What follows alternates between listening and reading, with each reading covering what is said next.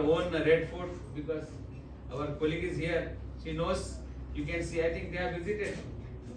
No, not yet visited. Okay, if you visit, you can see all these paintings and art form in our ABCD center. And we have Meghalaya. They are more rich in silk weaving, and it is a ND silk in Sodinon they call, which is developed from local mulberry silk. And we have Manipuri. Manipuris are very much famous in handlooms and handicrafts. They have their own ethnic, and these textiles also they have. And what is they call that light champi is an important craft of the state. And here the women are fond of likshau or kanta. These are the Manipuri terms which I am telling you. And if you come to Rajasthan, is this it's very much famous for Gotapatti work. Is an ethnic wearing. And Chhattisgarh is famous for traditional bamboo crafts. Gujarat is also famous for Pitora paintings, and West Bengal is very much famous for basketry. So all this, they have their own art form according to their natural resources.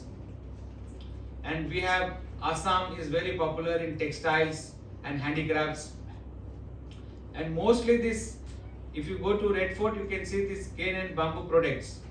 So India has a couple of states, because most of the tribal people, they have bamboo resources, so they have lot of bamboo crafts. And now in these days in modern, so many people they buy bamboo crafts. It's very comfortable to sit and very durability. So these are the northeastern areas, that Assam, Manipur, Nagaland, Mizoram, Meghalaya, Arunachal Pradesh, Tripura. If you go to these places, you will see more bamboo craft in even not only in different forms, but also in household articles. So apart from this tangible culture, we have intangible culture, that the tribal communities in India have robust, fascinating folk dances and songs, and these are the most vital segment of their intangible culture. And the dances have always been accompanied of songs and music of flutes, drums and strings instruments which differ from each others. So there are different forms of dances like ritual dance, trance dances are there, ceremonial dances, harvest dances, social dances, seasonal dances, martial and games dances. So these are the different types of dances according to the irrespective of age and gender they actually perform. And very famous is like Dimsa Koya dance, Chaujang dance, Gusadi dance of Telangana, and Dimsa dance of Andhra Pradesh. I cannot show you each and every dance because 705 tribes showing the dances, it needs more than a day. And we have a lot of fairs and festivals of tribal communities. And this is, as I told you, the upper photo shows the Halma practice. It is also not only Halma is only the practice, but it is also the practice in the form of fair. It is festival for them sometimes, because most of the people coming together, more than 3-4 days they will stay here with their own traditional food. They eat called bhakri, jawari ki roti, or lal mirchi ki chutney. Why they bring? Because that don't spoil at least for 4 days. That jawari ki roti and red chutney, lal mirchi chutney, it will be there till 4 to 5 days. They can sustain.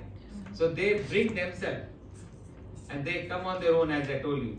And we have many tribal fairs and festivals which hold special place, showing the indigenous heritage or vibrant customs of the country's numerous tribal communities. We have Hornbill Festival in Nagaland, very famous one. And we have Sammakka Saraka in Telangana. It was earlier limited to tribal festival only, but now it has become a very big festival, and maybe 1 crore people gather to celebrate that Sammakka Saraka. Sammakka Saraka are the tribal goddesses, both.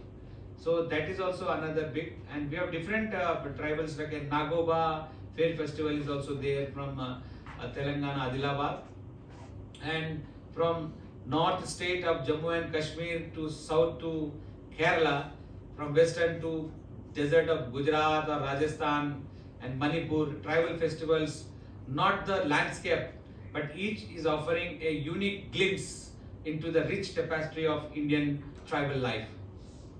And to conclude, the cultural uniqueness of tribals is evident from art and craft has been the most remarkable mechanism that led tribals to more and more diverse setting to adapt to the new environment. And in fact, their artistic traditions, that is art and craft, maintains order, balance with the nature and their natural setup, as well as supernatural forces through their disposition, feelings, attitudes, manners, as well as significant norms which they give to the material objects. So art and craft is not only a material for them, but it is everything. It is very significant in rituals. It is also a livelihood for them.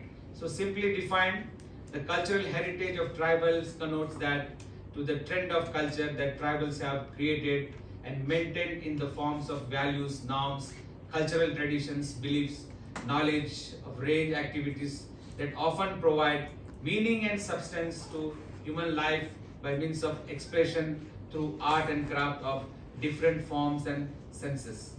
So any